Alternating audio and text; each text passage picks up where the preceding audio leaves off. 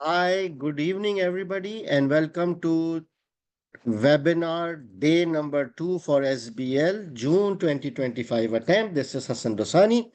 So, yesterday was webinar day number 1, and we covered a lot of important things yesterday, right? So, the most important things is we spoke about all the formats. I taught you all the 5 professional skills. And most important amongst these, we discussed all the exam techniques. So those of you who have missed yesterday's webinar, watch the recording so that you are familiar with all these things. So today I will first start with some tips from global prize winners. Then we will talk about the technical articles. Then most important segment is we will draft or solve one question so that you practically know how to link, how to draft. And towards the end, I will share the list of important topics and we'll share the study plan for the last 3 weeks, right? So how to ask questions? The rules are the same as yesterday. That if you have a question, you will need to type it in the chat box.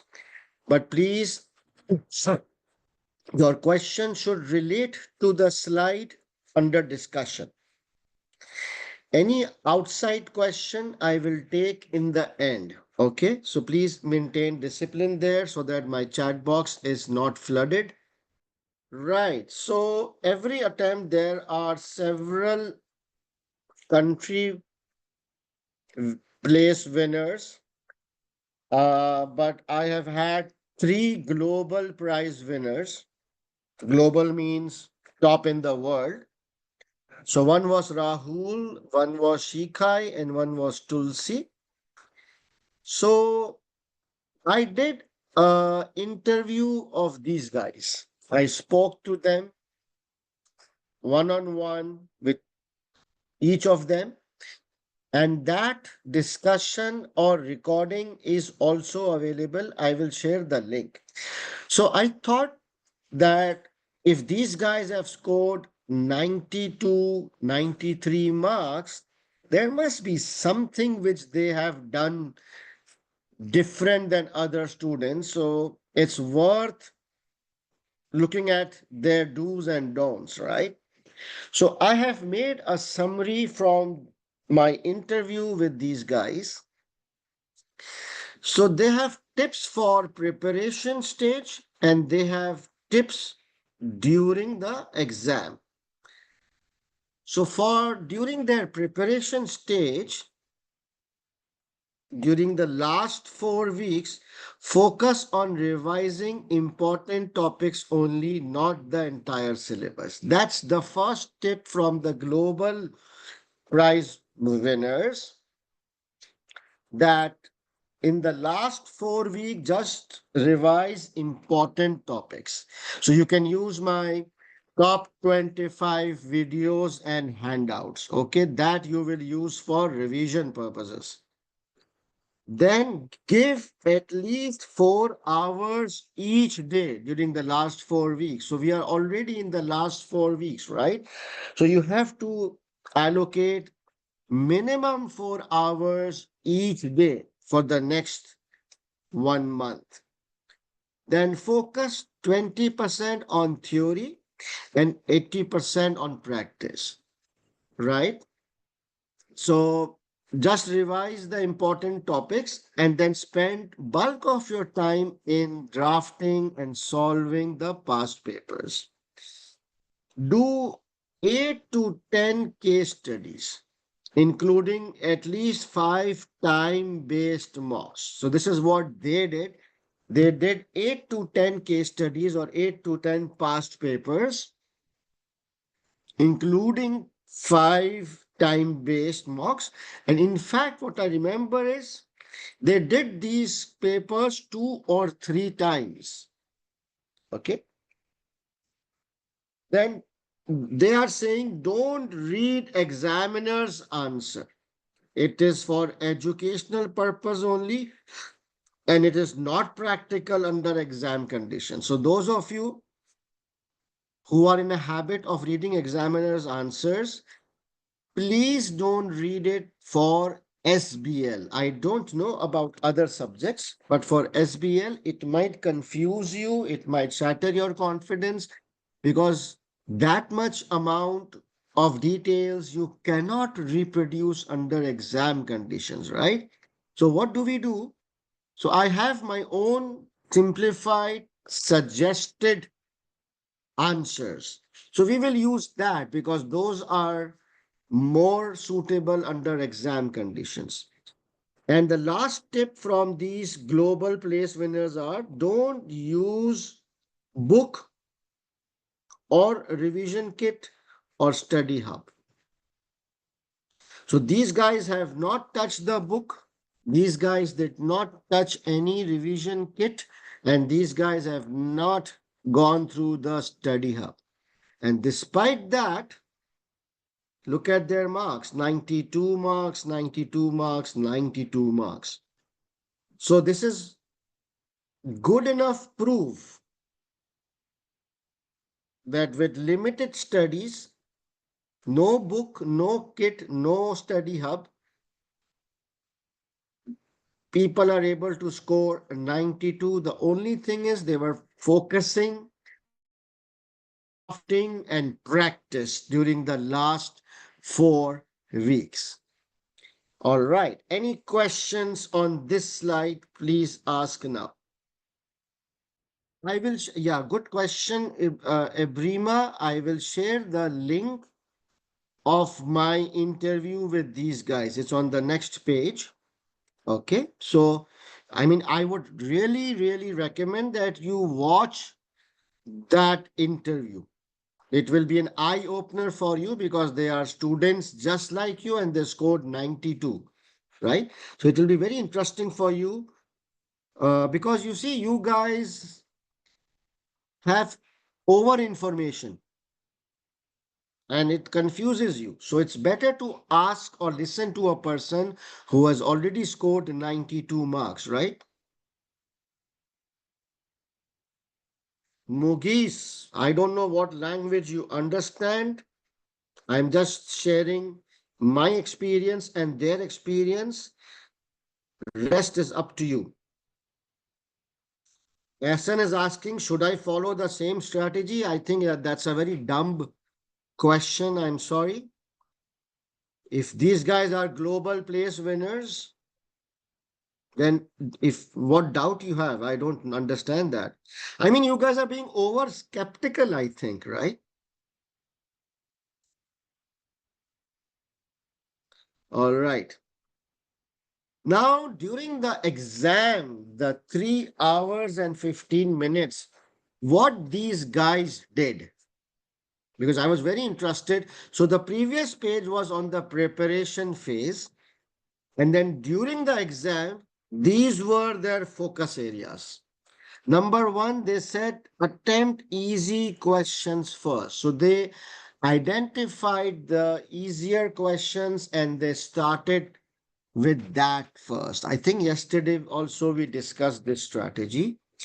The second important thing all of them said was rigorous focus on time management.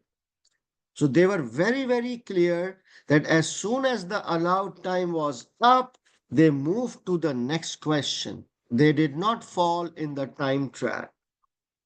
Then they said technical knowledge is not important. Technical means theoretical knowledge. Application of knowledge is the main focus, right? Then they said they tried to use professional language like a leader, like a business person, and they not like an accountant, but the business language. And then they said we used information from the scenario to start our point. So they picked up the statement of facts and information from the exhibits and the pre-scene. Then they said give one extra point for each question, but remaining within the allowed time. So those questions which they were able to complete before the allowed time, they added one extra point as well. And during the paper, they think or thought like a CFO. This one is important. Writing short and brief answers. All of them said that our answers were like not more than 2 lines or 3 lines. All of them said our answers were short and brief. So I asked them, what do you mean by short and brief? They said maximum 2 lines to 3 lines. Are you guys able to write short answers?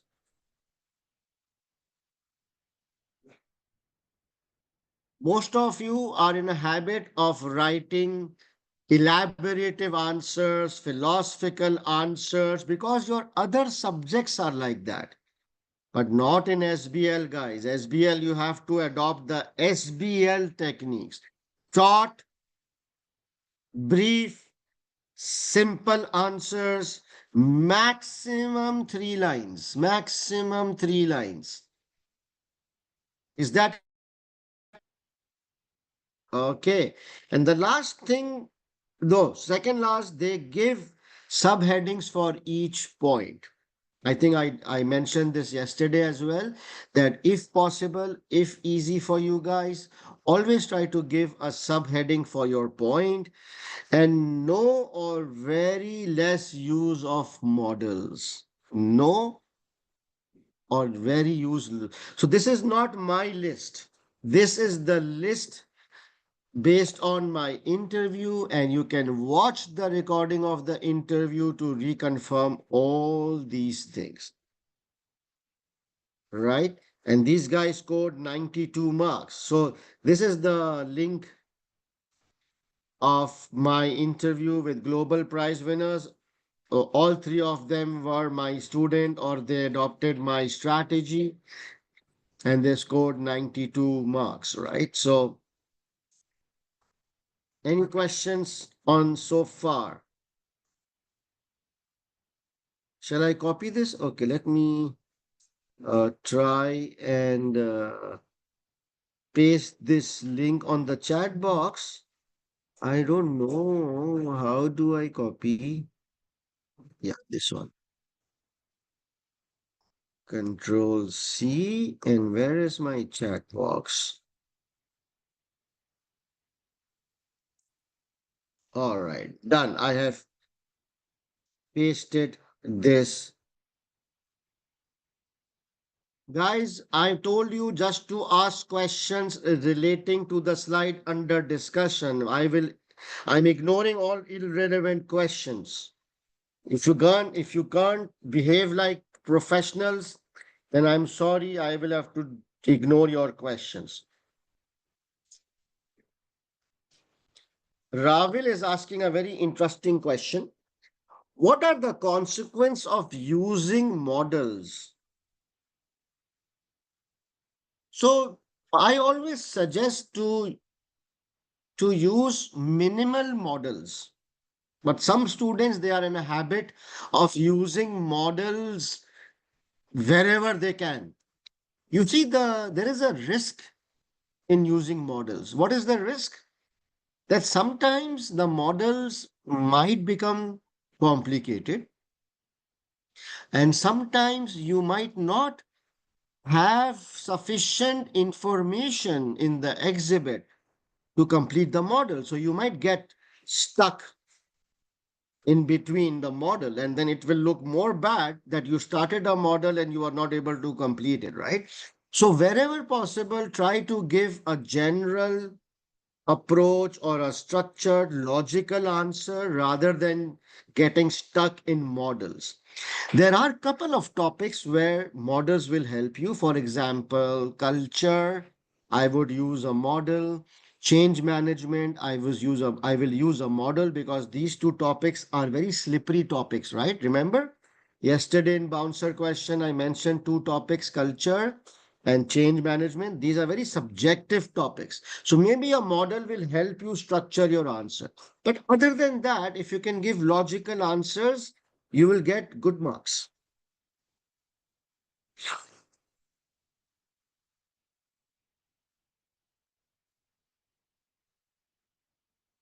Yes, Pooja. Right. All right. So now let's move to technical articles.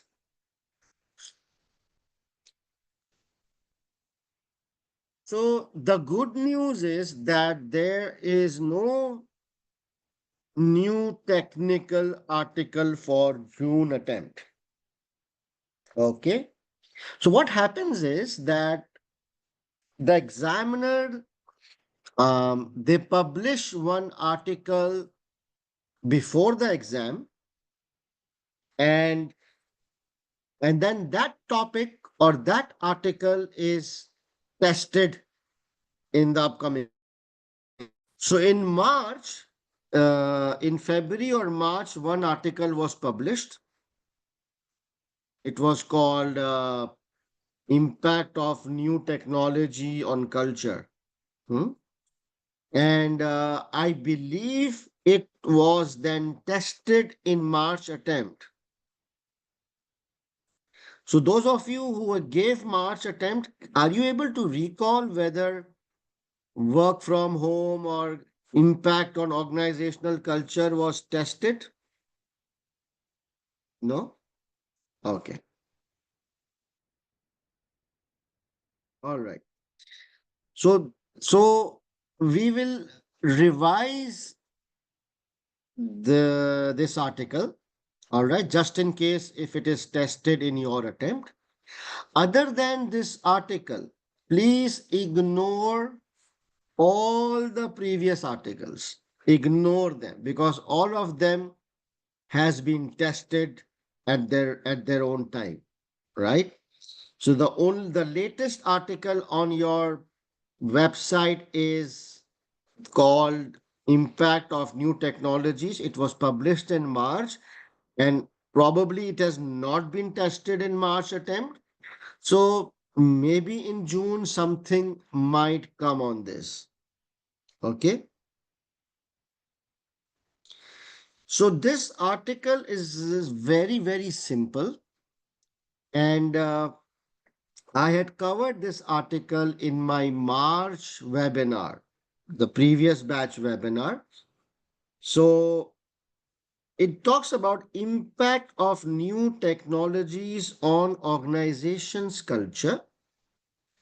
And the summary is that this article looks at how home working impacts the organizational culture. So, what is the meaning of home working? You know, home working means what? Working from home. Yes, like in pandemic days, remember after COVID, it was all work from home. It is also called remote working. So employees, they don't have to go to office. They will connect from their home and they will work from home and follow the office timings and all the tasks as usual, but sitting at their home. Now, is that good or is that bad for the organization? Think from an organization's point of view. Is it good or bad or both? It can be both, right? There are some positive impact and some negative impact, right?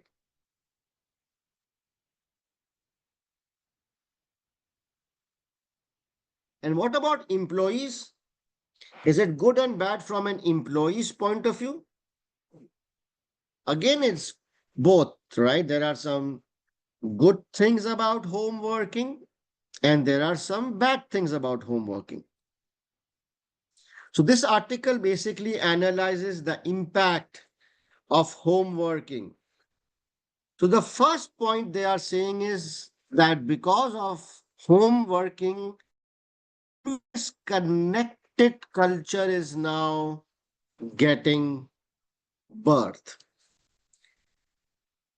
employees feel that they are always connected. So when you are working from home, you know, then there is no work-life balance. Then all the time you are connected. It is expected that you reply because you are working from home. So people expect that you are available. Correct? So this is now creating always connected impression. But that's not good, right?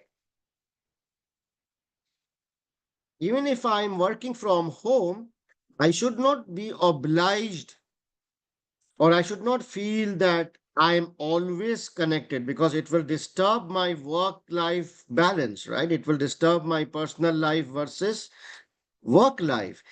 And if the employers are expecting that I should be always connected, that's not fair, right? Because there has to be a balance between work and personal life. So this disturbs the work-life balance of the employees, which increases their stress and deteriorates their health. So that's the first punchline of this article, that because of remote working culture, the work-life balance of your employees are disturbed, and because of this their stress level and their health is deteriorating, because they feel that they are always expected to be connected. Understood? Yes or no?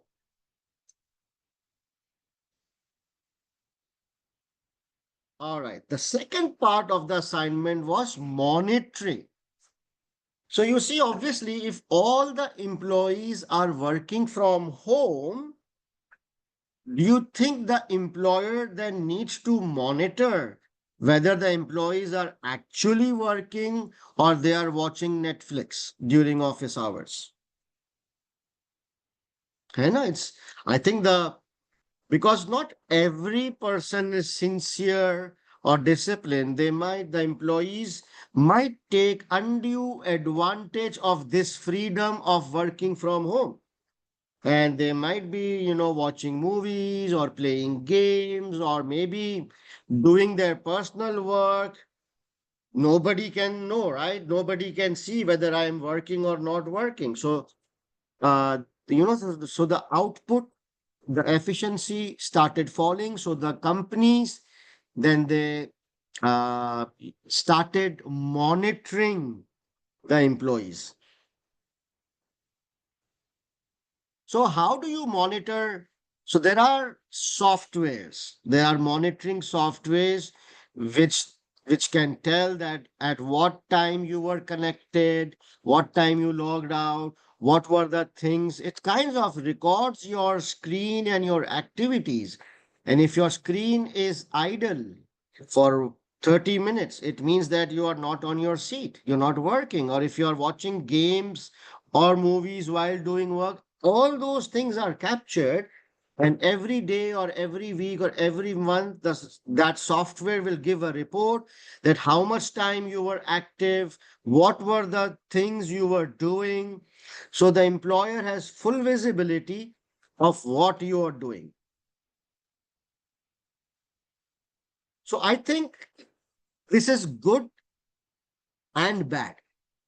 It's good in the sense that, I think employers could monitor, because some employees might take misuse this freedom and they might not work properly, है ना? But then it's bad in the sense that the employer might end up in too much monitoring. It might, disturb the privacy of the employee, right? So it's very important that a balance needs to be maintained between level of monitoring versus privacy. It's very subjective, but some balance needs to be maintained, right?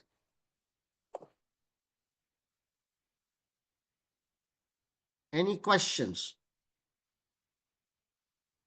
Is this clear? Monitoring, it should be done, but to a reasonable extent so that you do not invade the privacy of the employee. You cannot monitor 24/7, right? Very simple. This, I found this one very interesting. Article said that Amazon was fined 32 million euros by French regulators. Why? Because they consider to be an excessive system of monitoring employee activity and performance. Amazon was excessively monitoring, invading the privacy and legal rights of the employees, and then hence Amazon was fined. So organizations needs to strike a balance between the how much to monitor versus respecting employees' privacy and personal life. And the third portion is lack of face-to-face communication. This is definitely true, right? So if all the employees are working from home, there is a lack of face-to-face or physical interaction with your fellow colleagues, with your bosses, with all the other people in the organization, right? For example, me and my students, we are always connected online. But then sometimes I feel that a physical interaction or physical uh, relationship is important, right? It really helps in building relation and improves teamwork and productivity once we are all physically known to each other, right? So that's the biggest drawback of remote working, that it leads to lack of face to face or physical interaction. So, how can we overcome that? How can we overcome this? So, there are a couple of ways.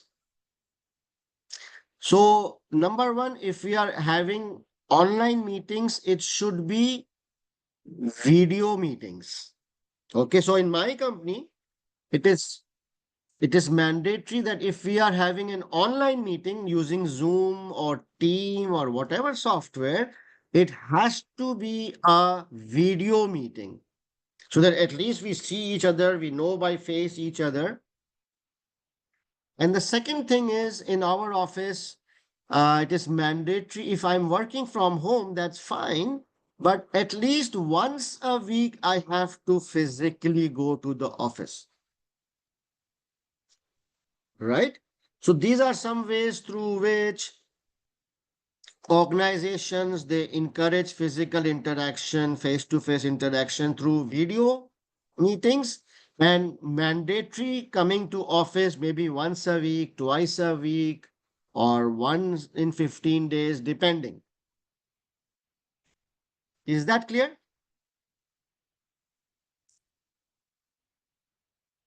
All right. So this was the total article, and I feel that it is a very simple article, very practical article, right? So let me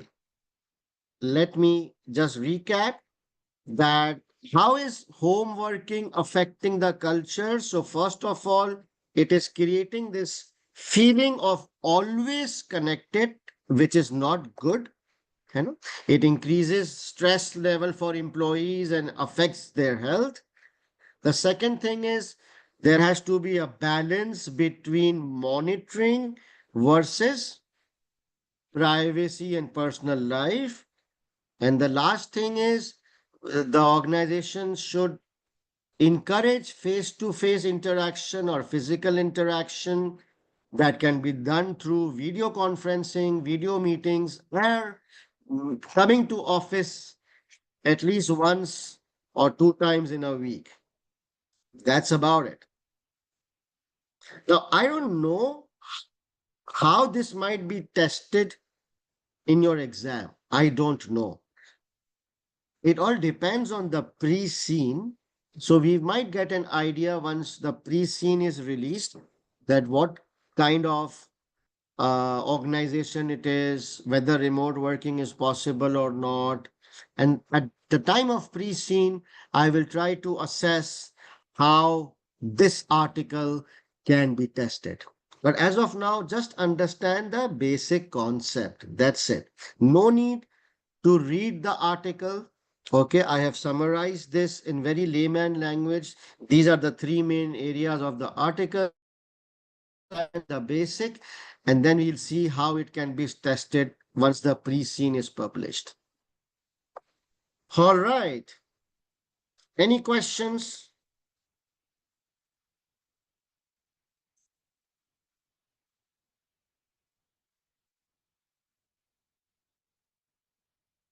Yes, I will share this document. Definitely. I will share this document yesterday and today's document. All right.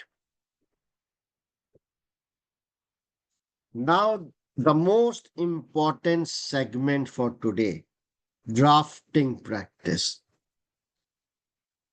This is a very popular segment, especially for self-study students. So yesterday we discussed a lot of things regarding linking, regarding drafting, regarding formats, regarding professional skills, how to decide number of points. So now we will solve one question so that you are able to apply and see how all this is expected to be done in your real exam. So the topic which I have selected is identify risk and give recommendation. So it's a risk management related question.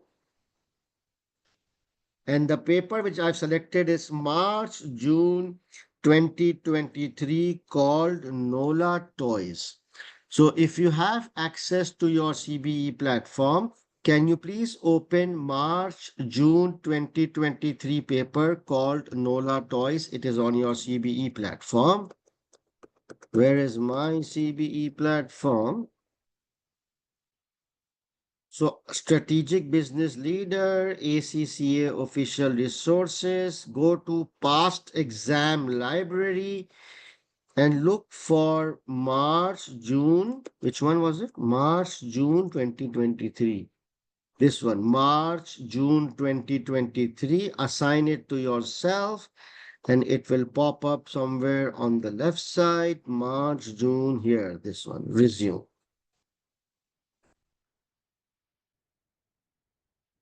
I will give you 20 seconds to open up your CBE platform. If you are done, please type done. All right. You guys are able to see my screen, right? The CBE platform. No?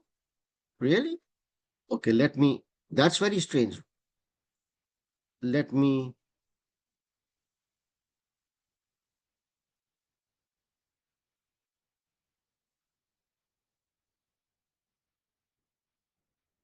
all right, good. Thanks for pointing out. So I'm in March, June 2023 paper. It's mentioned on the top left. It is called NOLA Toys. 10 more seconds.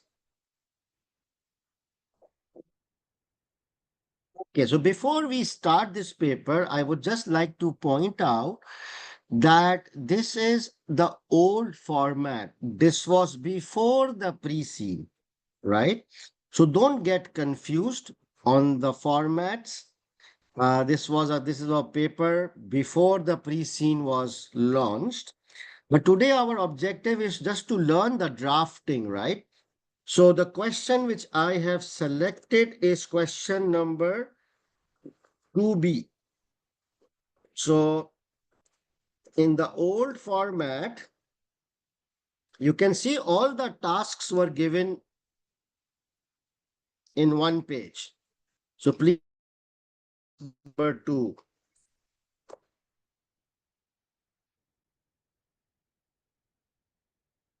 Is my screen visible? Just I want to make sure. All right. So open up task number 2. So basically, all tasks have three components. All tasks have three components. The first component is the background information, which is unbold portion. Then there is a technical requirement and followed by professional skills requirement. All right. So there is task number 2A followed by task number 2B. So we will be doing task number 2B. Okay. But we need to first understand the background. So can you please read this background? Try to read fast, okay? All right. So what is the background? It says the board is considering diversifying into computer games based on Nola Bricks brand. So the background is that Nola Toys is a company which manufactures toys for children. Brick Toys. It's a toy manufacturing company. It is a very old company and it is the largest company. It is the market leader, number one brand, but for toys, physical toys manufacturing. Okay.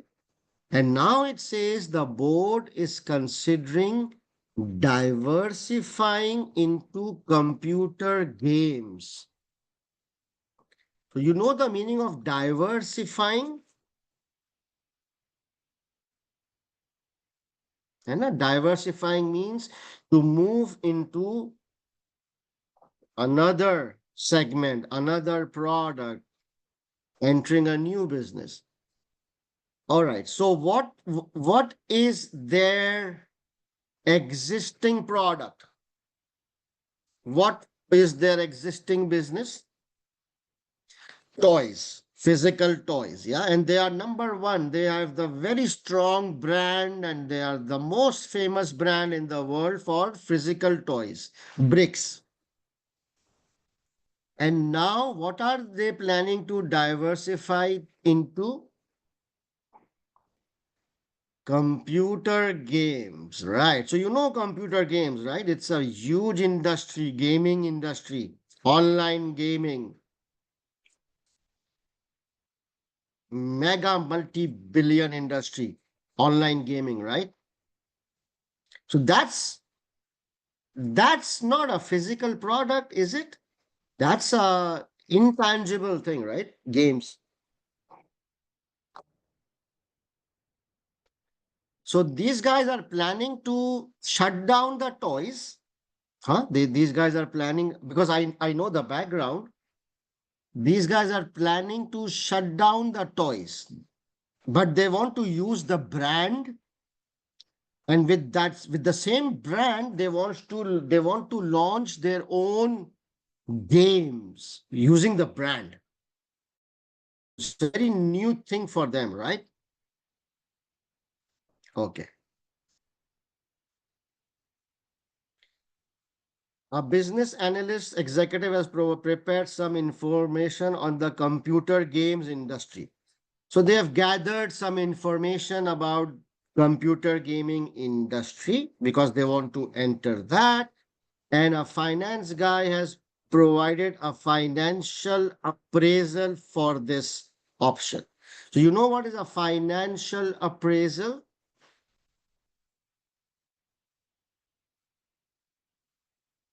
You know? So they have done some NPV and IRR analysis, the feasibility, yes, financial feasibility, that what will be the revenues from gaming, what will be the cost, is it profitable, what is the returns, payback, all those things. Does it make sense? I think that's the right approach. If I am going to enter a new industry, I will gather the information about that industry, and I will then do some internal feasibility analysis to see if I enter this, what will be my returns, NPVs, IRR, payback, is it a good decision or not? Exactly. This is exactly what we do as well. I do as well in my real life in my company. Right. So that's the background that they want to diversify into a new industry. So now it says prepare a report for the finance director, which A, critically assess the financial appraisal to move into computer games industry, and B, identify the risks of moving into computer games industry and recommend suitable ways to manage them. So the first part is critically assess the financial appraisal, and part B is identify the risks and give recommendations. So I think pretty straightforward requirement that, in the first part A, you will have to review the financial appraisal, and it says critically assess. Critically means what? We discussed yesterday this word critically evaluate, critically assess. Critically means what? We have to identify mistakes or faults. Hmm. And in part B, it says identify the risk and give recommendations. So my first question is, which format is required? Report format. That's pretty straightforward. But then my next question is this report for only part A or part B or for both? This you need to decide. Yes, this report is for both because it says prepare a report for finance director which, and then A and B. So it is a combined report covering both part A and part B. So,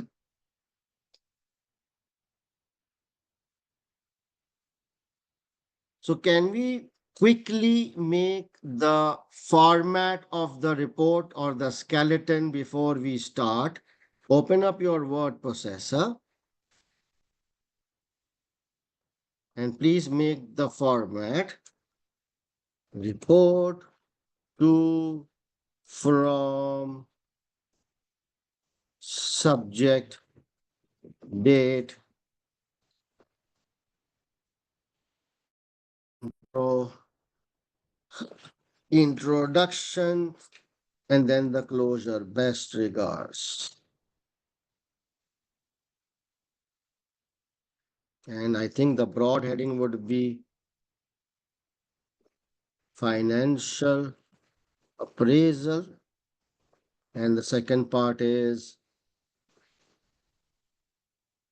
risk and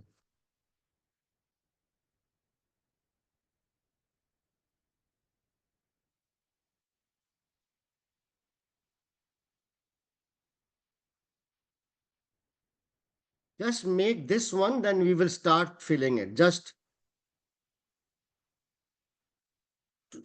do this bit first. To from subject date introduction. Then these two broad headings. This is for part A, this is for part B, and then the closure. You have 20 more seconds. Did you write the heading on the top? Report, yes or no? A lot of students, they miss this out.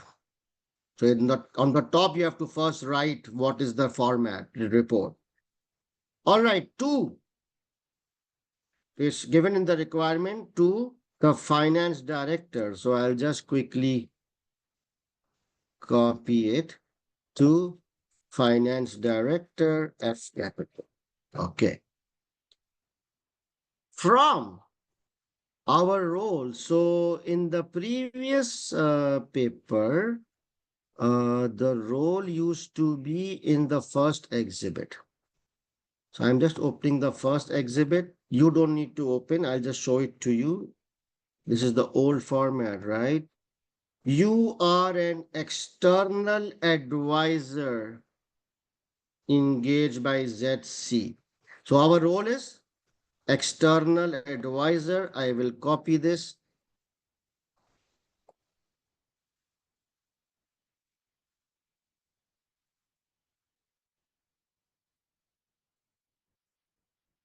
External advisor.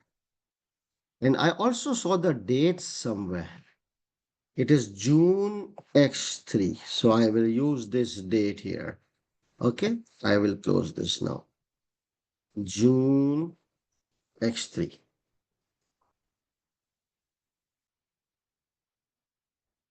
Now, subject.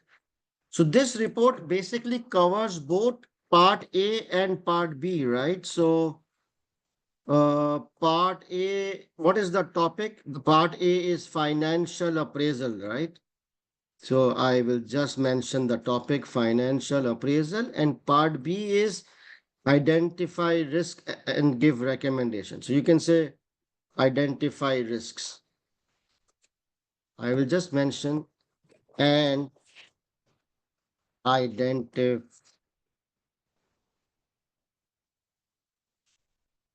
financial appraisal and risks. Enough. Is this clear, guys? Done? No, Baba, who's this? Dia? Very, very lengthy. Subject has to be very short. Financial appraisal and risks. That's it. Enough. Subject. What's the point of a subject if the subject is 2 lines long? Subject has to be very short. Ashwini, up to you. Okay. Now, introduction. We will write this report. And then I will copy from the requirement. Critically assess appraisal.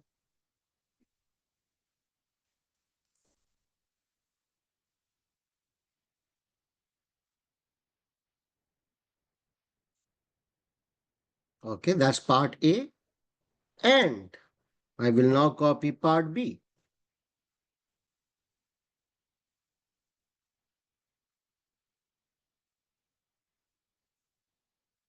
I'm done with my introduction. It's very simple. You just copy the requirements.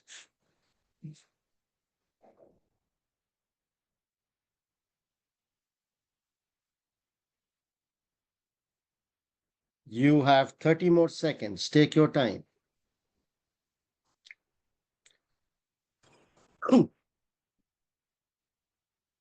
So my already paid batch students, you are familiar with this, right? It is now very easy for you because we have done so many questions on this. You must be fast at it. But I'm deliberately going a bit slow because there are a lot of non students as well. You see, that's the benefit of practicing. Your speed is double the as compared to others. All right, done. And sorry, can you copy this external advisor and in the best regards, my role? Okay, now the closure is complete. Best regards, external advisor.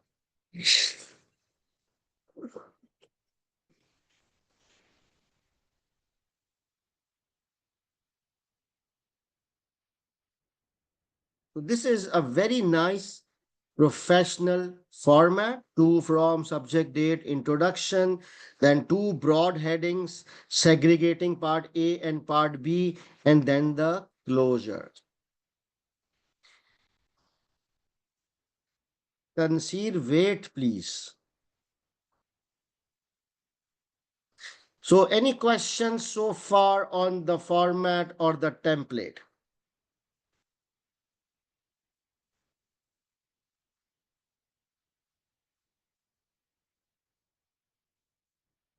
All right.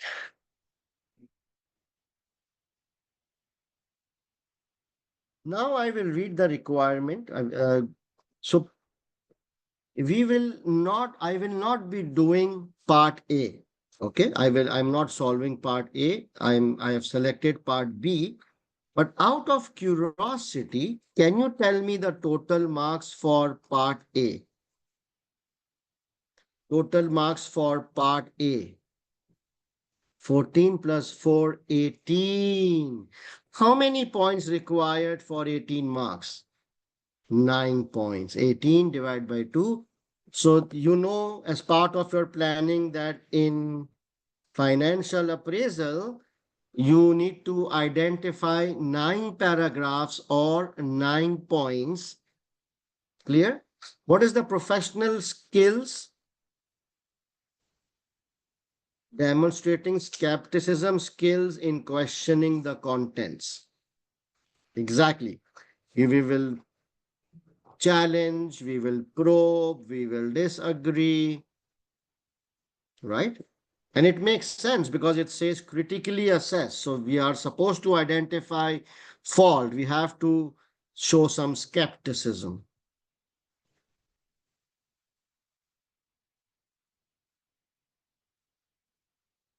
Node on. All right. So just for your information, I have a checklist for financial appraisal. Okay. So whenever you get a question on financial appraisal, I have prepared a simple checklist, which is there in my top 25. You need to memorize that checklist. And once you are solving this question, you just follow that checklist and you will easily be able to identify 9 points. In my opinion, part A is a high scoring question. All right. But today we will be doing part B. Identify the risks of moving into computer games industry and recommend suitable ways. 12 months and demonstrate analysis skills in considering the risks. Analysis skills means you need to investigate, identify issues, risk, root causes. Total marks is 12 plus 4, 16 marks. How many risks are we supposed to identify? 4 risks. Very good. So 16 marks divided by 2, we require 8 points. So 4 risks and 4 recommendation. 4 plus 4. Correct? So we need to identify 4 risks and give 4 recommendations. And I would prefer a tabular format.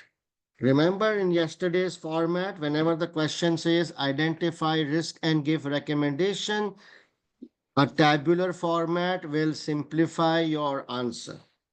So I would insert a table, 2 columns.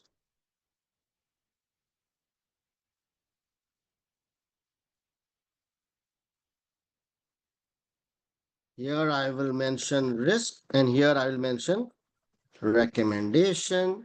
I will just bold them and center them. Done. You have 20 more seconds to do this.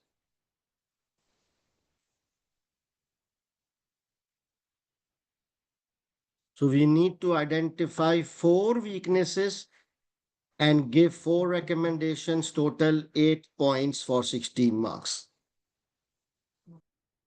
Okay, can you guess from the name of the exhibit which exhibit will tell us about computer gaming industry? Which exhibit seems related to computer games industry? Exhibit number 4, yeah? You see, it's very easy. Most of the time, you can easily judge from the name. And which exhibit for question number part A? Which exhibit we will use for part A?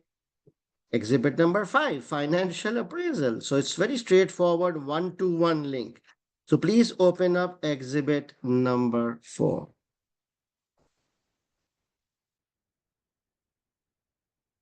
Now I will give you 5 minutes. You need to read this exhibit, understand it, and try to identify some risks relating to computer gaming industry which you would like to inform the finance director. You see, the finance director is asking you what are the risks. So from this exhibit, you try to identify what are the risk areas in this gaming industry, right? So just can you read it? If you find something interesting or relevant, just select it and highlight it. Okay. Time starts now. Please read this and try to identify some risks. One hint. So there are some positive points in the exhibit and there are some negative points. So risks cannot be positive points, right? Risks are always negative points because they have an adverse impact. So look for negative points. All right. So guys, this is a kind of a common sense question because you need to use your logical mind to identify the risk. No chapter, no theory will tell you. It just you need your mind, common sense, logical mind to identify, right? What are the bad things? What are the risk areas which can go wrong? All right. Now, please, can you let me know what you have identified? Competition, cost, technology, government intervention, addiction, ethical impact, high cost, cyber crime. That's very interesting. Cyber, privacy, risk of failure, niche market is a risk. Wow. Poor ratings, mm, lack of experience, interesting. Pressure group, Pino, please don't try to just pick up from the exhibits. You need to pick up from the exhibit.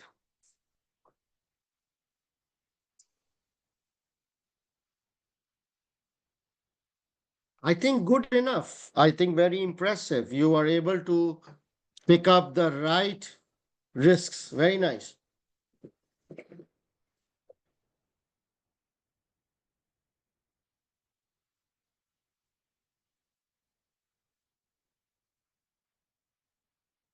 Okay. So I have also identified certain. So the first step is, we have to start with a punchline. Our point always starts with a statement of fact. So the first sentence I noticed was competition in the industry is extremely high. Let me copy this. Control C, and where is the Word document? I will paste here. Competition in the industry is very high. What is the second point I identified? Games can cost tens of millions and many fail. This is too lengthy, but I will edit it later on. Then I found that the computer game industry is a target of cyber crime. Control C. That's my third point.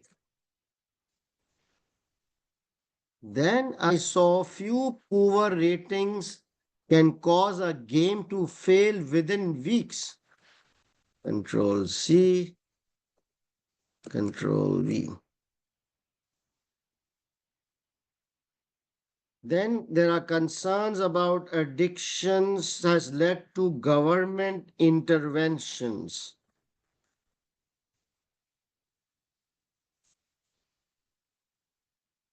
There's also this one, and I'll just skip that. It's difficult to.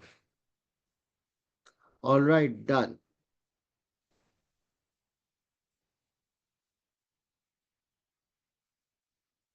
So I was able to identify 5 points or 5 punchlines from the exhibit, right? Can you remind me how many risks am I supposed to identify? 4. Okay, we've got one extra point.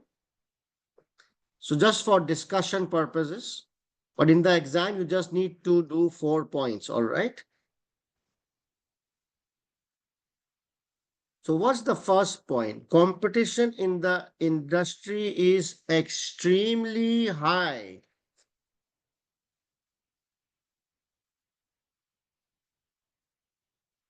So how it's gonna affect us? Why is it bad?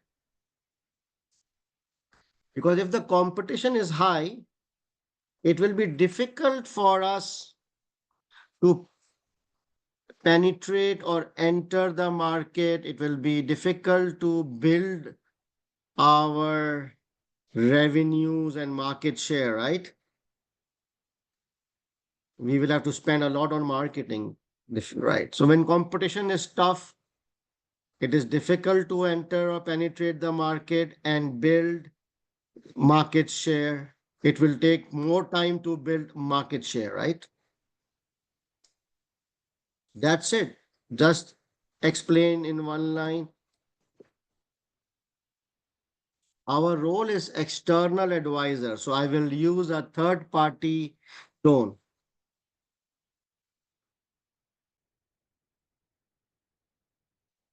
Enough. I'm done. This is what 2 marks.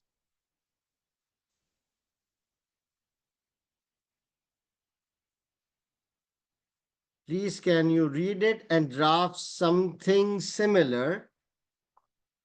And this is good enough for 2 marks.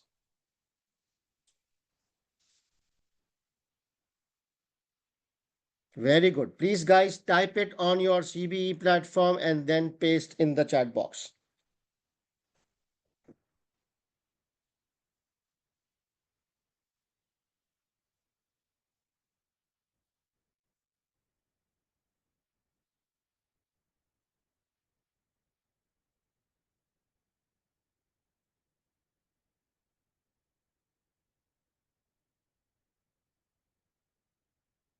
Always remember, whenever we talk about competition, try to use the word market share in your drafting. Okay, that's the business language. When we talk about competition, try to use the word market share in your draft.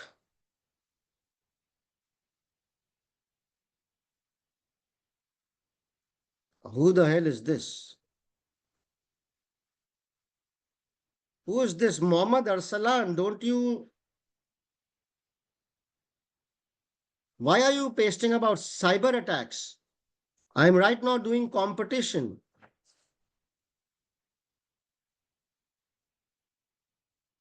Karima, where is your opening sentence? Karima, it's a bad answer. Okay, you're not talking about the impact. You're just saying it would be risky. Why? What's the impact? I don't want vague answers. Okay, you have to be very specific. What is wrong? You are talking to the finance director. You cannot go round and round. Just tell him this is the problem. It will be difficult to penetrate. It will take more time to increase our revenues and market share. That's it. Why can't you be simple and to the point?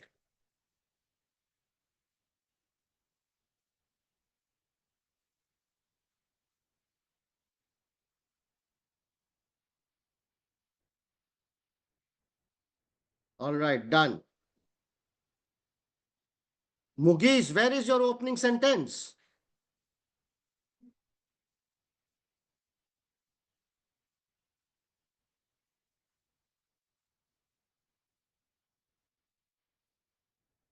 Okay, now, what do you recommend?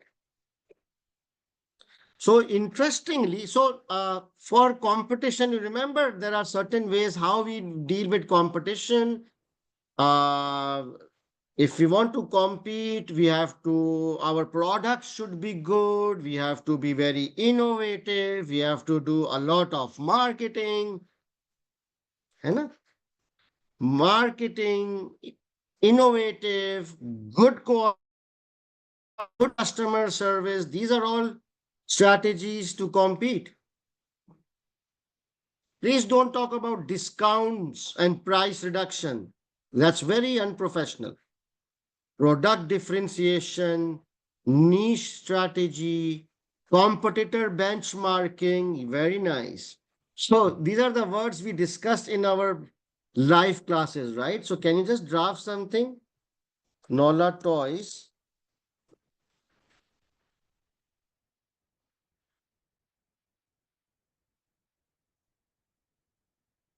I can write a lot more points, but I have to limit myself to 2 or 3 lines. So I just said that, your product or your game needs to be unique and you have to invest in marketing. These are the two basic things. I can also talk about innovation, benchmarking, and customer service, but I need a short answer, right?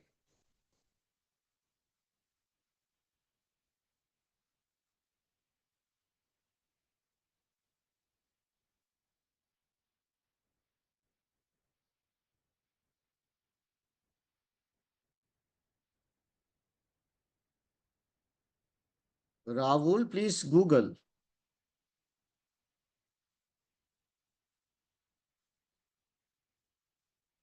All right. What heading would you like to give to this point? Remember, every point should have a nice simple heading. Competition. Can I say competition risk? Or competition is fine, or competition risk? Because the question is about identifying risk, right? So, competition risk or competitive risk.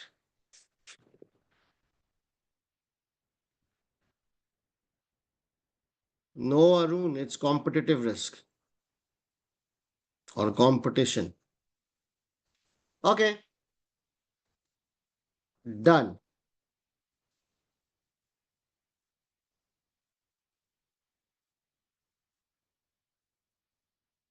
Second punchline is games can cost tens of millions of dollars to develop and similar amount to market and many fail.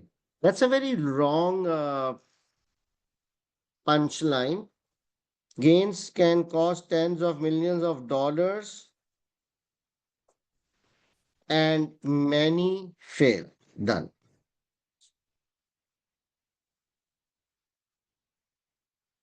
Which means that you invest so much in games, and once you launch the game, it's flop.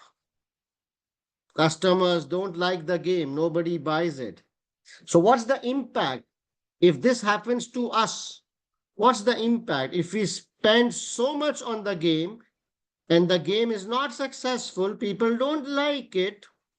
What's the impact on us?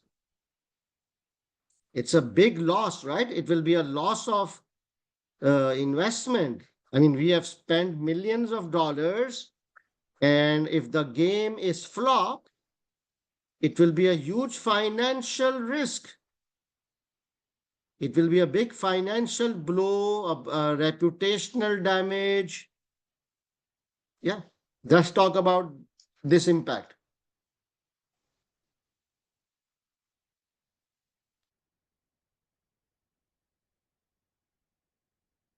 Done. 2 marks, done.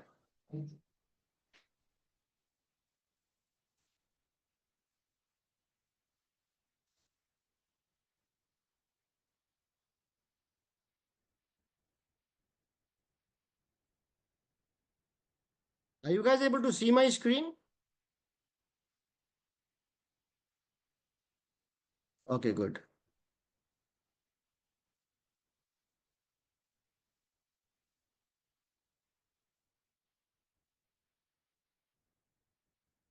Please type this point something similar. It's very simple and basic, right? It will give a huge loss to us. All our investment will be gone. All the money we invested in the product, it will be lost. And it can also affect our reputation and brand.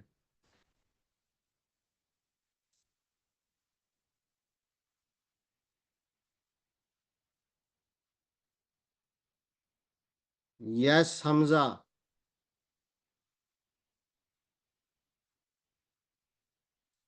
Who's this? Aryan, I don't like your wording. It's not professional. You are saying this is unfavorable for your company? Don't you know the name of company? You can say for Nola Toys.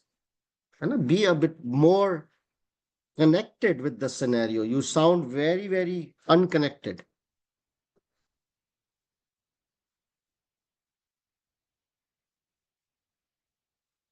What would be a nice heading for this? I can say financial risk or loss.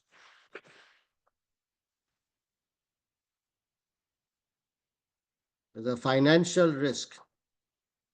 You know, risk has its own language. Business risk, financial risk, liquidity risk, exchange risk, operational risk, technology risk, competition risk.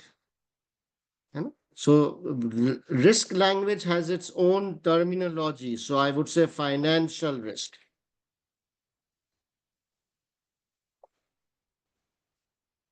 Now, what do we do? So, this is a risk, right? That there's a chance that our product might fail. So, how can we mitigate this risk? How can we make sure that the product does not fail? So, proper research, है ना? Proper surveys, research, so that when you are launching our game, when we are designing our game, we should do a thorough thing. You know, we should take. So I think a good research and effective marketing. Maybe I can take input from some influencers, what they think about the game.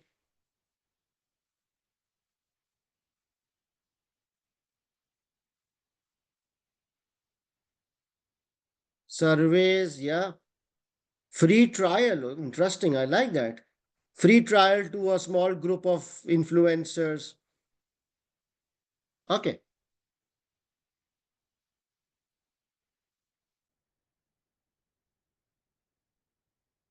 Okay. Let me go through your.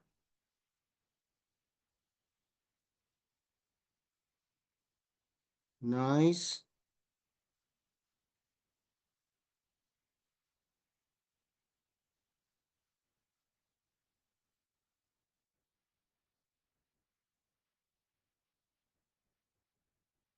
Impressive.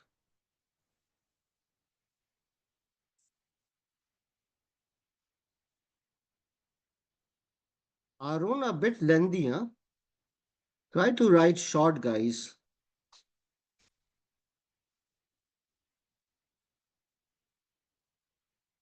Right. So, guys, again, it's a common sense thinking, right? Logical thinking.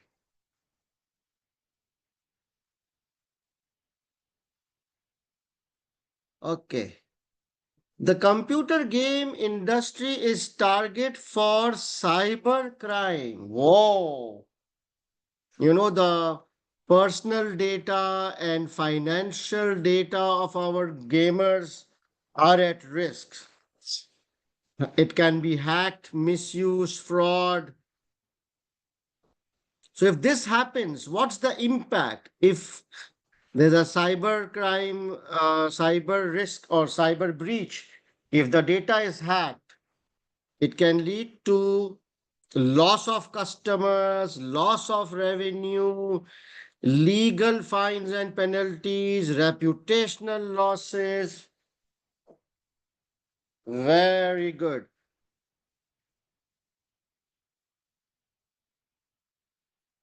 I will repeat, it will lead to loss of customers, loss of revenue, legal fines and penalties, and reputational loss, damage to reputation. No, Krishna, data breach. What is the impact of the breach, idiots? It will lead to data breach? Bullshit. Lead to what?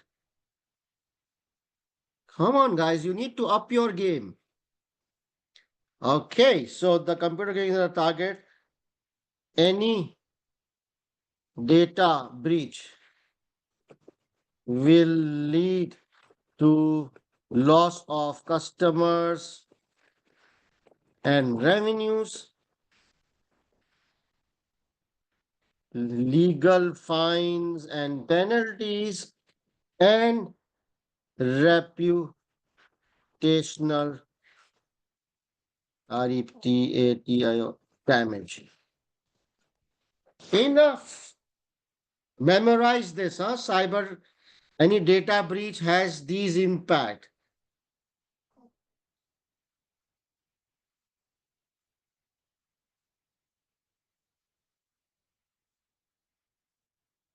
Instead of customers, you can use the word gamers.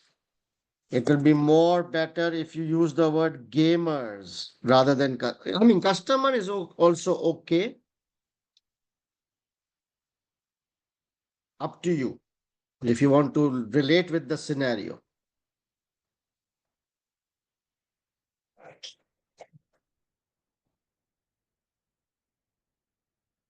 What heading should we give to this? What is this risk? It is called cyber risk.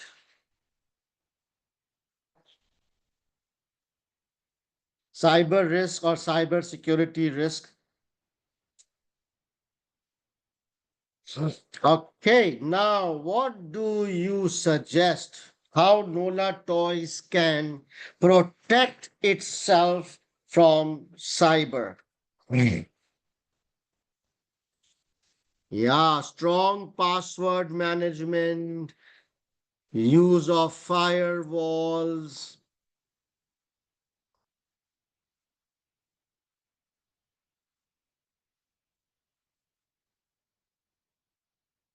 There are many things, right? Backups, antiviruses, segregation of duties.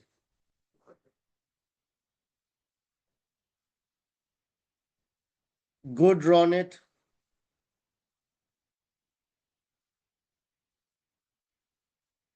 Chinese wall is a audit language, guys. The board might not understand Chinese wall. How many times I have to say, you have to think about your reader. All right, so very simple answer. Nola Toys will have to implement strong IT security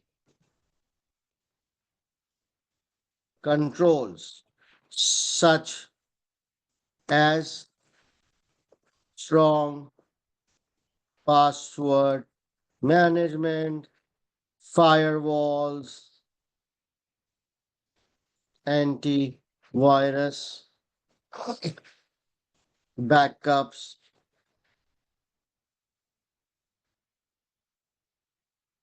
What about IT audits? What about IT security audit? Will that help? है ना? In our company, we carry out IT security audit once in 2 years. So to make sure that we are all up to date. So maybe IT, security, audit, etc. I am not going to give a full list. There's a long list, 8 to 10 items, but I'm just giving few basic things and then writing etc. Okay, because I want to keep my answer short. Blockchain, it's too technical, boy. Strong IT team, yeah. Experienced IT team, okay, that's fine. Yes, Divya, that's my starting sentence. Camera, surveillance cameras, not really. Surveillance camera is more for hardware protection, not for data protection. Enough, guys. I don't want a full list. Just give 3 or 4 basic controls. Basic control includes strong password management. That's very basic control which should be there. Firewall should be there. Backups, antiviruses. Enough. And then write etc.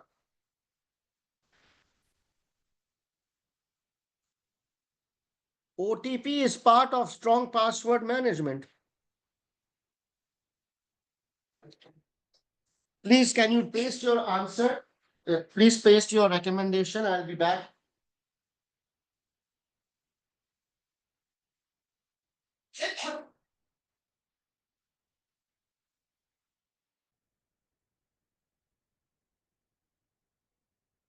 Okay.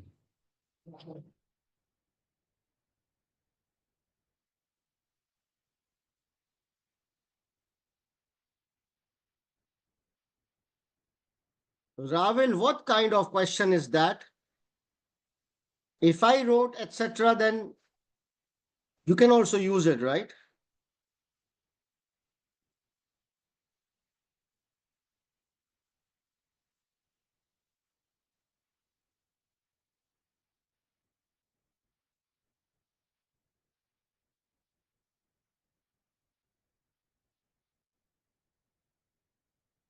Parent consent, where the hell this comes for IT security? No.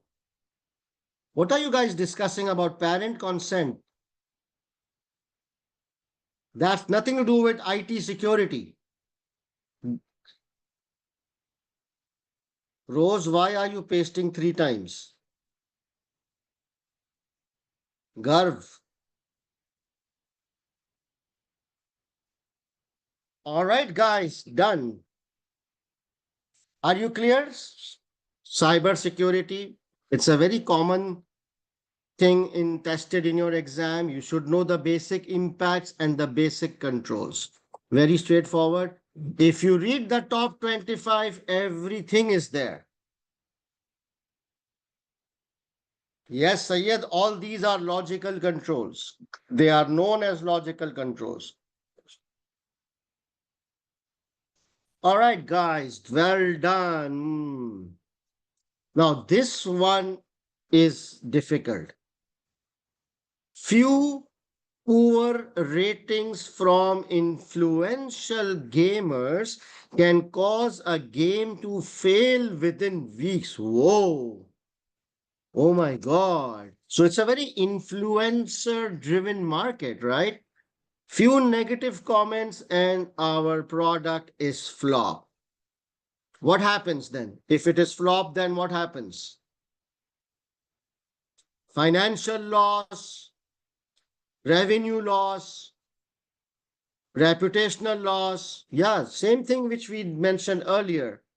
Just repeat the same with slight different wording.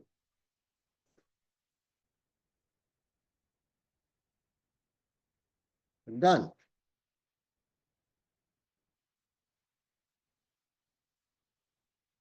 You see, once you understand the impact, it's very easy to then draft. The more you will practice, the faster you will get. Demoting, waiting for the developer? Bullshit. Abdullah, what's the impact on the business? Always think of the biggest impact first. The biggest impact is loss of revenue, loss of investment, reputational, market share. Don't think about smaller impacts. Always talk about big impacts.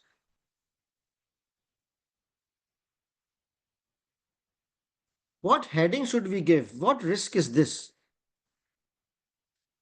Can I say business risks?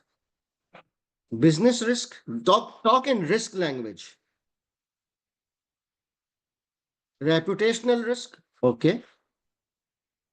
Loss of market share? Okay. Fine. Operational? No, no, no. This is not operational risk. Market risk, reputational risk, business risk, product failure risk. I like that. Okay. Product failure. I'll pick that. Product failure risk. Strategic risk? No, it's not. It's not a wrong strategy. Going concern risk? No, dear. No. That's business risk, right? You can say business risk. Now, the difficult part, what do you recommend?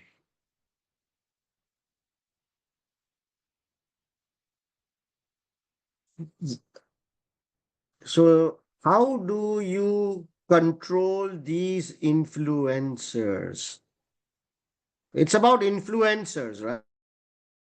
We need to make sure that these bloody influencers don't give bad comments.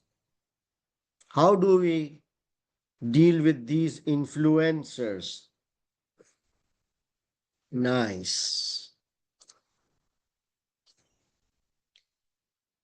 Hmm. Endorsement. Okay. Some people are saying sponsorship. What do you mean by sponsorship? Who the fuck is this? Wait. मर गया. Tatenda, very bad Tatenda. I hope you are joking. Tatenda is saying bribe them with money. The moment you write this in the exam, the examiner will not even fail you. He will cancel your membership as well. Bribery? I'm sure you are joking, right?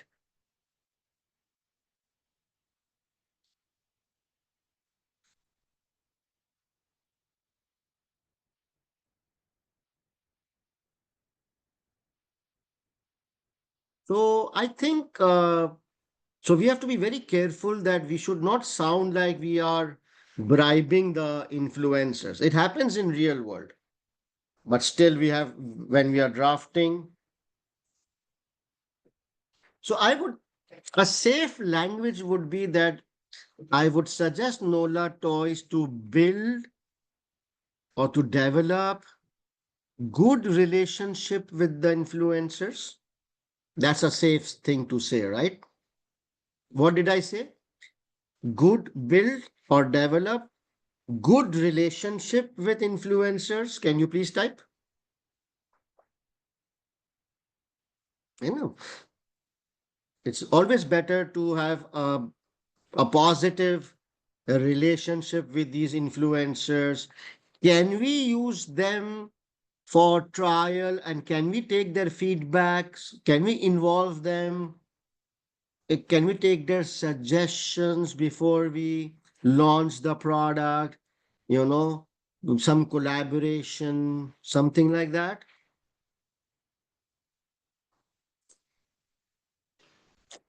Rahul, what's wrong with you? How can you block negative comments?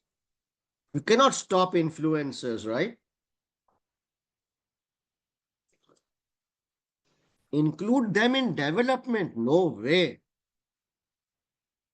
Why should we include them in development? But we can take their feedback once the game is ready. Take their suggestions, take their feedbacks, build strong relationship, try to do some collaborative marketing campaign with these guys. Understood, guys? Okay, let me draft something. Nola Toys should develop good relationships with influencers. You can take their feedback and suggestions, and you can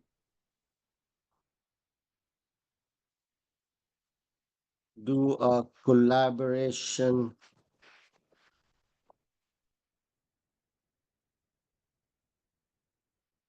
a marketing collaboration.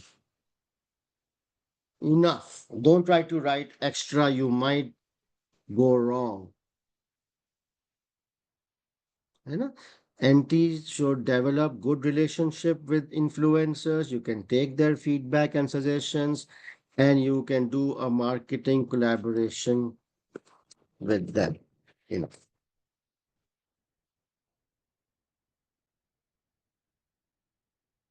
Pragati, it's a bit lengthy, okay? Try to write shorter, otherwise your time management. Yes, Mugis, but that's very unprofessional way, no? Taking their feedback means that you have given them access.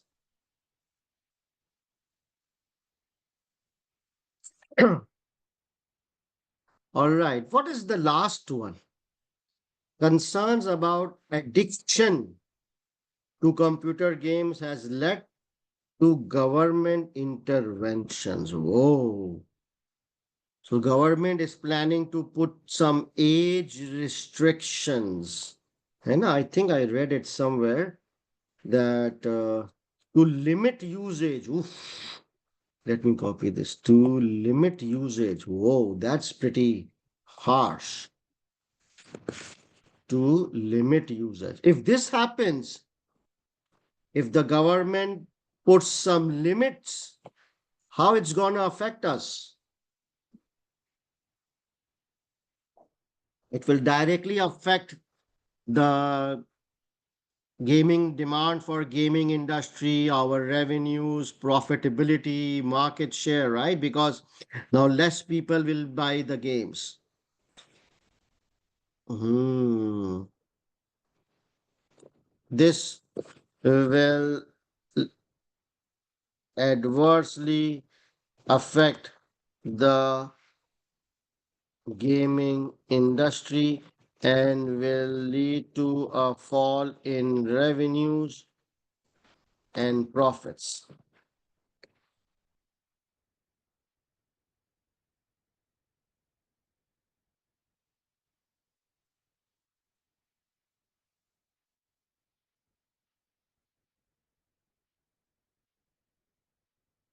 Now, what name, which risk is this? When the government regulatory risk or political risk, you see, yeah, when the government intervenes, that's either a political risk or a regulatory risk. Okay, I like regulatory risk.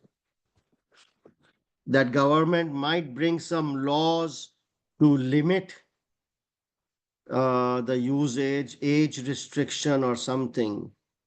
Mm. So that will affect us, right?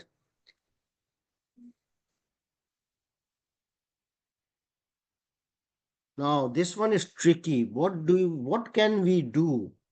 What can we suggest as consultants?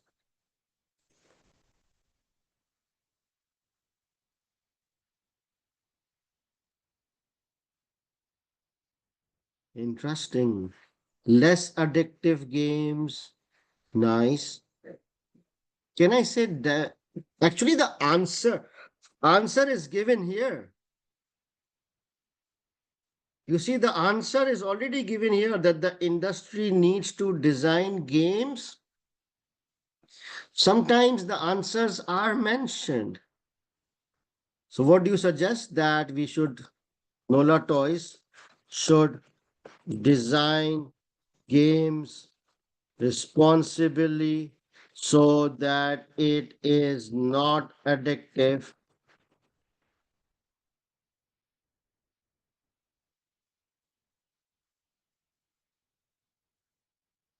should comply with any regulations relating to this. Enough.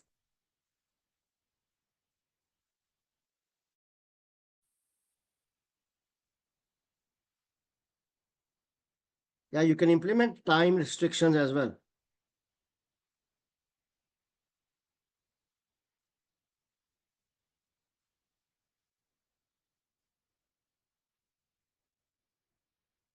Yes, Prakar, I agree. This is the whole thing.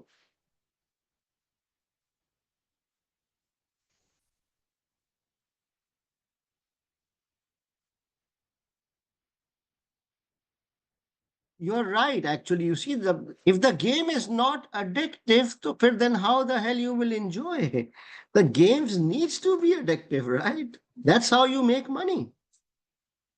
But that's the risk, right? The government wants to bring some ethical things. That is why I said this point is difficult. Just write one or two lines and wrap it up.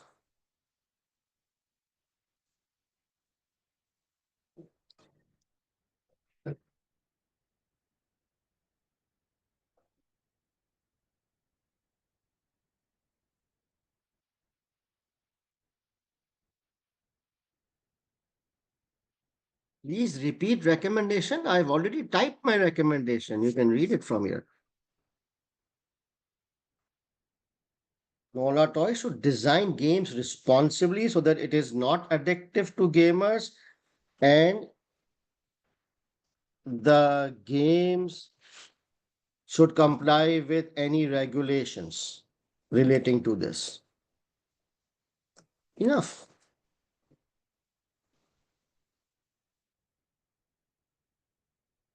Provide proper warnings. Okay, that's fine. Guys, don't overdo difficult points. Just write anything which is sensible and out. Clear? Okay, so we are done. So we required like four risks, but I think we talked about five here. But in your exam, you will restrict yourself to four risks. Is that clear? As per mass, we just require four risks. But just for today discussion session, I covered five risks so that you understand the drafting and your mindset opens. But in your exam, you will just do four risks. So now you know, why I selected this question. It was ticking all the boxes. Number one, it was from a risk chapter. Risk is a very commonly tested topic in your exam. Number two, it involves table format, marks allocation. And number three, it was a common sense question. Just I wanted to give you a flavor of common sense questions, right? So even if you don't have any theoretical knowledge, you are just able to read the exhibit, identify the impact, and give some logical recommendations. Did you guys enjoy this? Did you liked it? This is all SBL about. This is this is SBL. Logically thinking, giving business some solutions, some ideas. And if you feel like a CFO, your thought process will work more better. When you think that you are a leader of this company, or you are a senior consultant or a CFO, your thinking process will be more better. Okay. All right. Questions, please ask now regarding this drafting we did.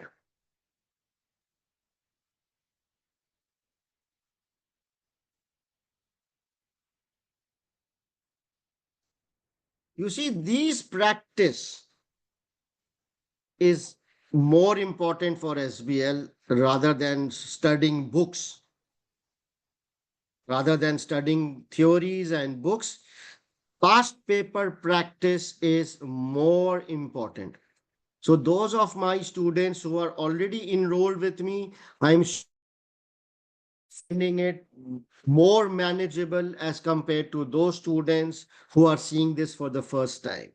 So if you think that these kind of practice is helping you, then you must consider joining my revision drafting batch, because we will be doing extensive drafting like this. All right, there is one question. Yes, Garf, I agree. It can irritate players, so we might lose customers and revenue. Suggestion would be that we have to balance the advertising versus customer irritation.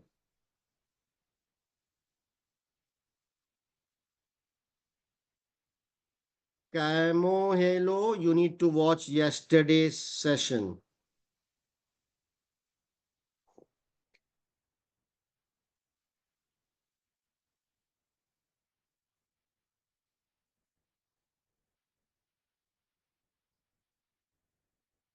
So Umar is asking if there is a scenario where we can provide more points, then can we write more points? Definitely, but within the allowed time. Okay, within the allowed time, you can write as many points as you want. As soon as the allowed time is up, you should move to the next question. And towards the last, when you save time from bouncer question, you can come back and add more points. Yes, Hamza, it can be.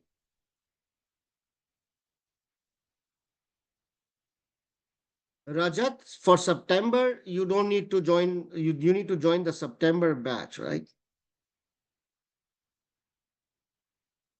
All right, guys, I think let's take a break, 17-minute break.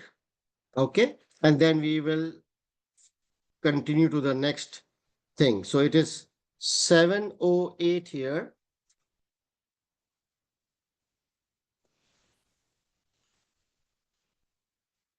7:08 and to 7:25 p.m. Dubai.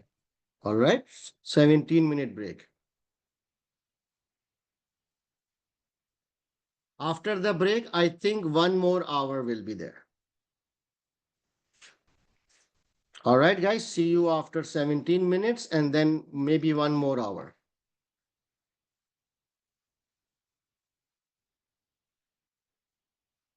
I will take questions towards the end, please. Please enjoy your break.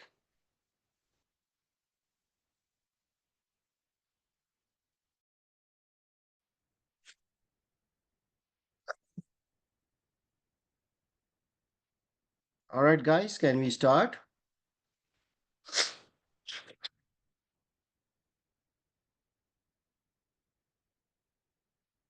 So one of the student asked a very interesting question, that have we done the analysis skills? You see, the requirement wants us to demonstrate analysis skills. So did we achieve analysis skills? Yes, definitely. Analysis skills means to identify something. Identify the reasons, the root cause, or the issues. So it says demonstrate analysis skills in considering the risks. Were we able to identify and discuss the risks? Done. Nothing extra needs to be done, guys. So please, those of you who have not watched yesterday's webinar, you must watch it, because it looks like you don't have any idea about professional skills.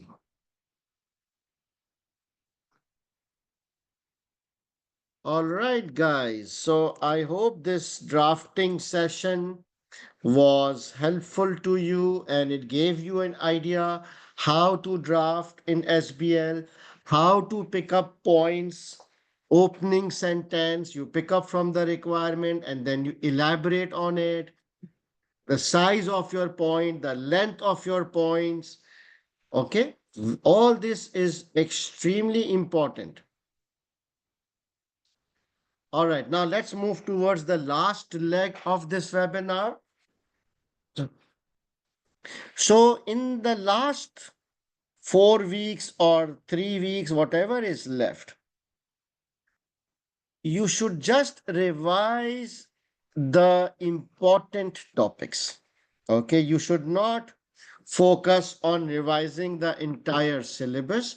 You must focus on revising important topics only, right? And in the start, I just shared that the global prize winners have also done this, that in the last 4 weeks, they just revised the important topics. So what are those important topics which you must revise or you must memorize them? They should be on the tips of your hand. So basically, there are 10 models. Okay, these are the 10 models which you should be familiar with. Okay, it's PESTEL, Porter 5, Strategic Position, SFA Framework, SWOT and TOS, Corporate Parenting, ENSOF Growth, Harmon Process, Mendello Stakeholder, Cultural Web, Three-Stage Change Model, and Risk Mitigation Process. So these are the 10 model-related things which you should be familiar with. And from where can you revise this? Simply watch my top 25 important topics video, and your concept will be clear for these models. Just these 10 models and these 15 topics. 10 models and 15 topics. So total 25. So what are those important topics which should be on the tip of your hands? Financial ratios and financial projection, funding strategies, budgets and MIS, just the basic concepts, project management and PID, e-business, e-marketing, big data CRM, IT risk security, professional and corporate code of ethics, NEDs, board committees, family owned, integrated reporting and six capital, social and environmental sustainability, risk management and recommendations, control, ethical implications. 90% of your paper comes from these topics only. Okay, so please, you can use my top 25 videos and handouts to revise this. Do not waste your time in revising any other topic because 50% top questions are as it is common sense, right? And the rest 50% of the topics, questions can be covered through these topics.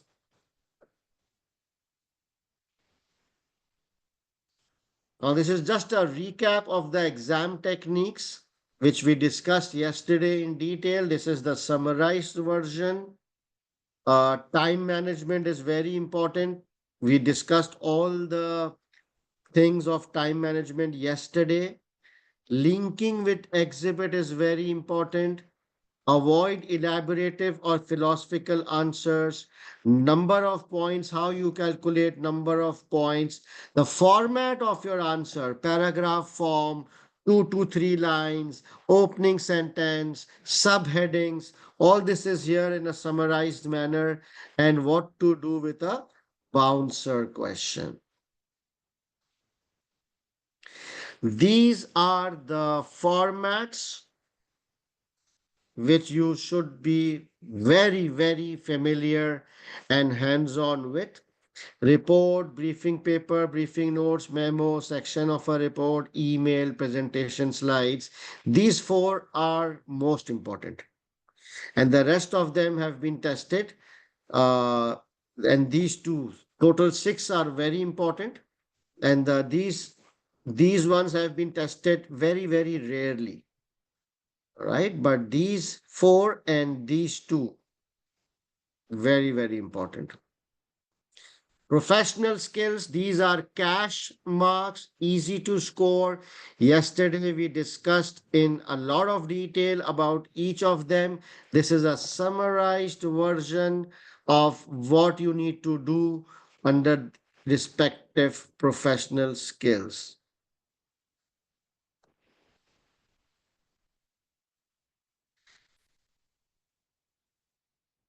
Now,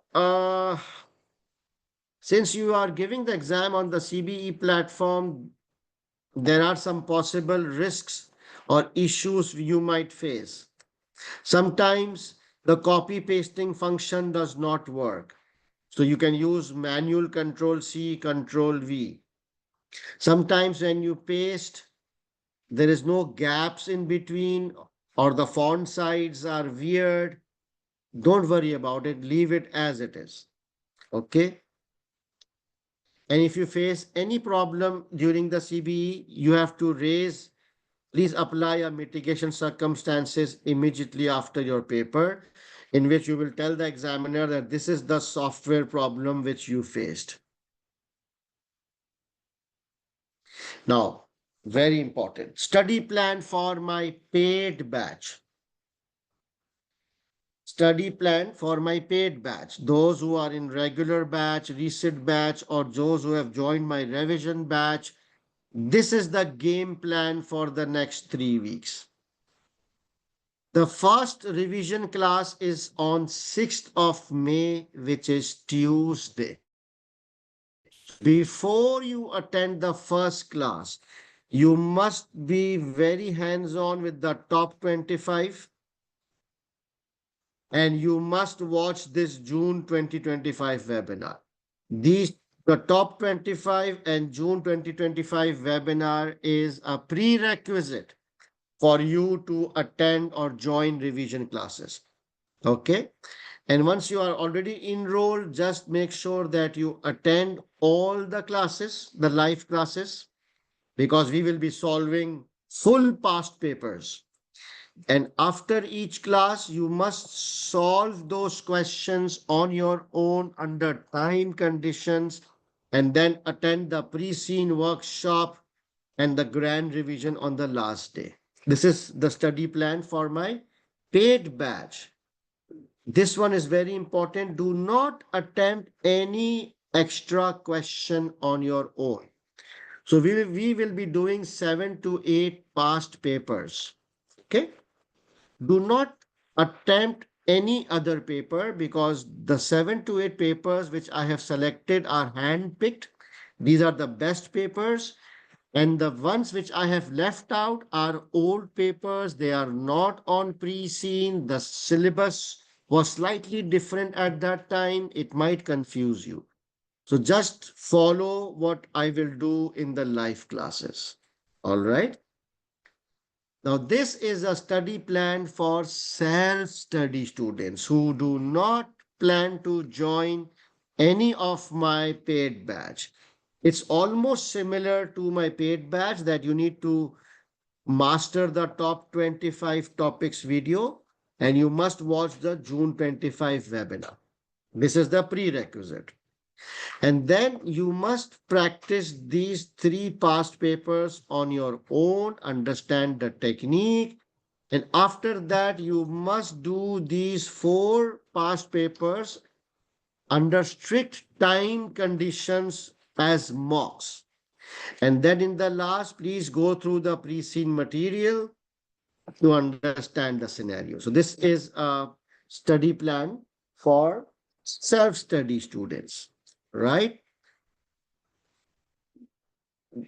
The whole message is that in the last 4 weeks, stay away from books, revision kit, and study hub. Why? Number one, 50% paper is common sense. Number two, in SBL, application of knowledge is more important than theoretical knowledge. And number three, all the global prize winners have done this strategy and they scored 92 marks. So is my top 25 sufficient? Absolutely yes, from an exam point of view.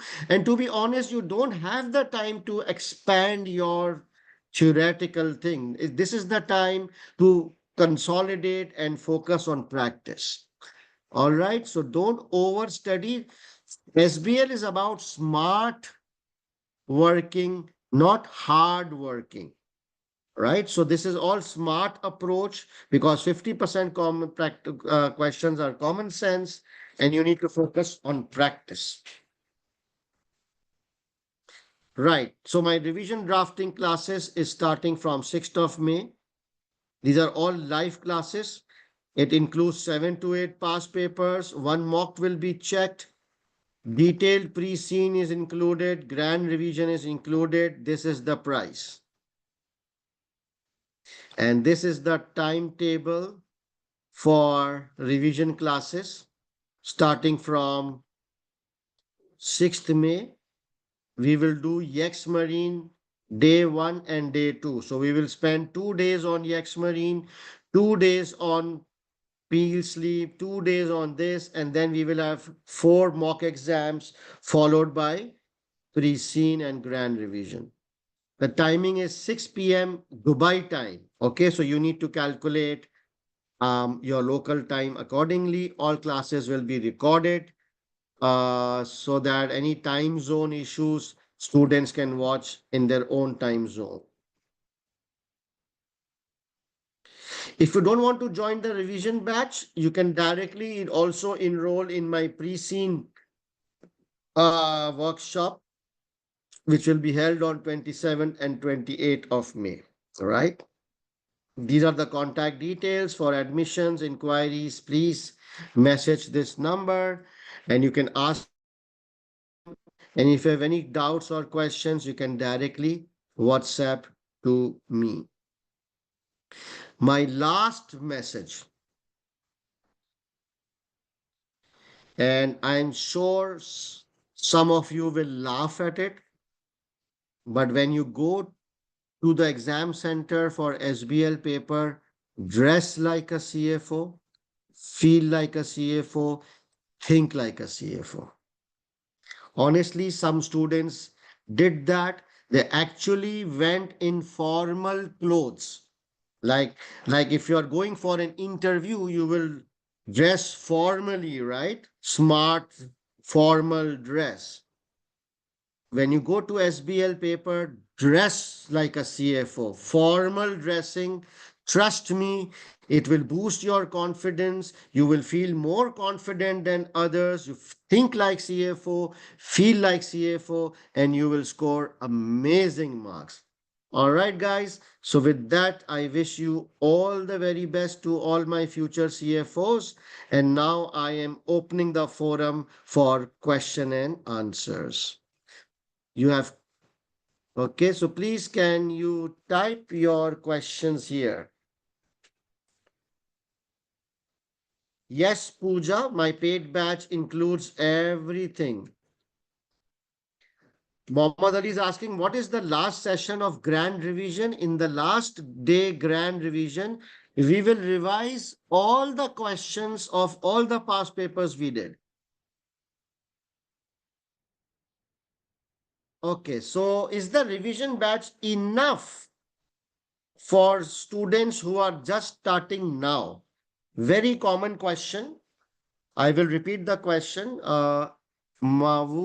Mavuli is asking that is the revision batch enough if we start from now? It's only 1 month left.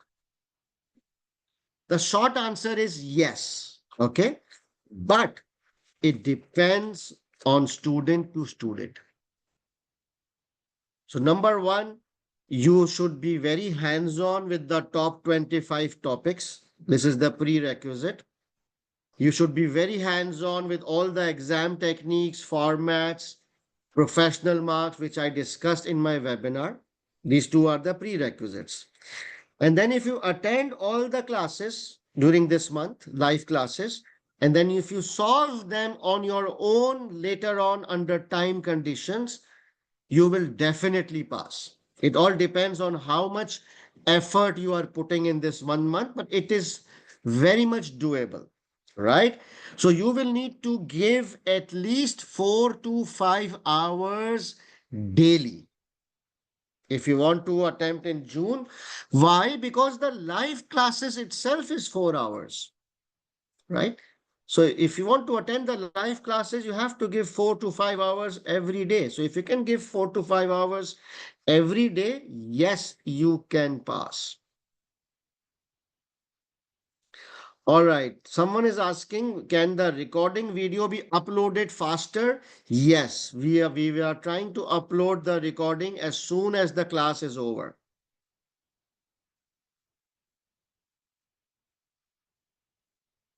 So those of you, Rajat, this webinar and this strategy is not for you. Those of you who are giving in September, should you have time, you should look at everything in detail. Yes, Karima, that's fine. It includes everything.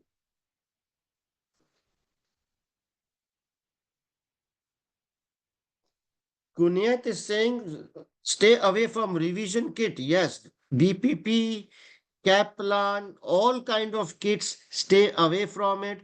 Just do past papers. The best practice source is your past papers, not the kits. Hamza, yes. But please shift to top 25. Pre-scene date, I just mentioned. I think it was pre-scene will be held when? 27th and 28th of May. The pre-scene will be a 2 day workshop. So pre-scene will be also a very intensive session. My pre-scene analysis is quite famous, and approximately 70 to 80% of my predictions they are tested, right? So it's an intense 2 day workshop. Pooja, please ignore.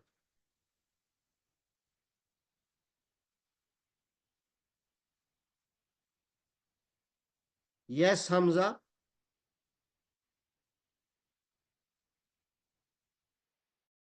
Yes, Ravi.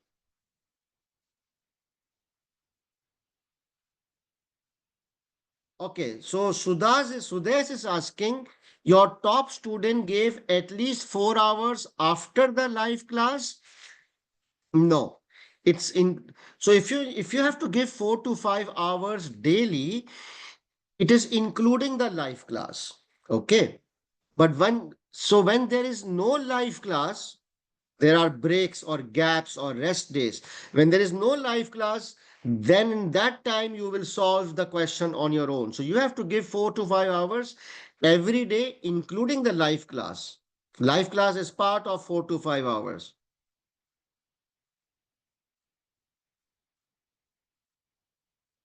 Yes, Kune, then if you want to access my solutions, the previous questions which I have done, then you have to enroll in the resit batch, not the revision batch. If you guys enroll in the revision batch, you will not have access to any lectures, but the alternative is top 25, and you will not have access to the extra drafting classes we did. If you want access to the extra drafting classes we did last month, then you need to enroll in the resit batch. No, Gardish, it's all part of your package. Yes, Uzair, why not?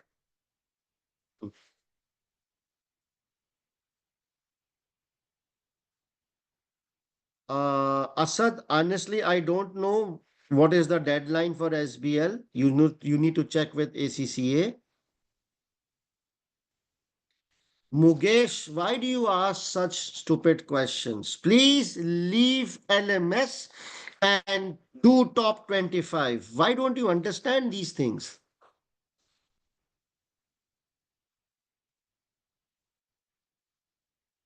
Yes, Surabi, whatever is easy for you, whatever way you can track your time. Yes, Sayed Ali, absolutely yes, but no voice note, typed messages only.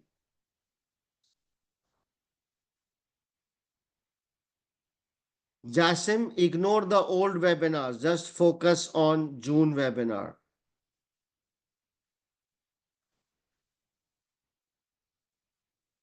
Nazir, you need to talk to my technical team, they will figure it out. Where to get the drafted or suggested answers, I will share after each paper.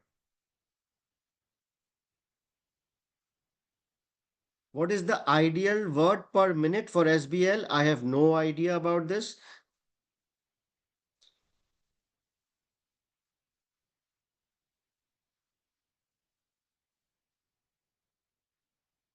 Top 25, I will share in the various WhatsApp group and on the LMS as well.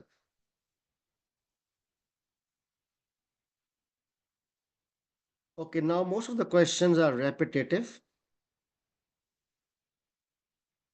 The charges for pre-scene workshop, it's here. Can you see it on the screen?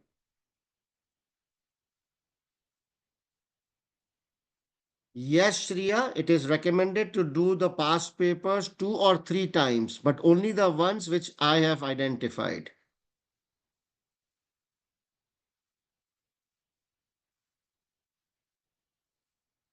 Yes, Vetlana, just leave it with me. I will manage. Once you are ready, then we'll do a lot of mocks.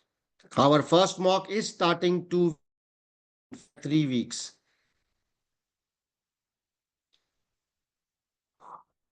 All right, guys. So I guess that's about it. So thank you so much for joining. And if you have any doubts or questions which are still unanswered, you can easily WhatsApp me on this number. This is my number, and I will respond to you. All right.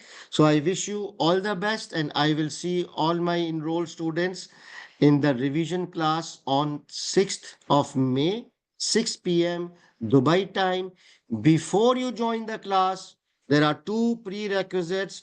Top 25 should be on the tips of your hand, and all the webinar, this webinar, June webinar, the exam techniques, the professional marks, and the formats. Revise these two in the next 48 hours, and I will see you guys on Tuesday with hardcore practice. All right, guys. Thank you so much for joining, and see you on Tuesday. Take care and bye bye.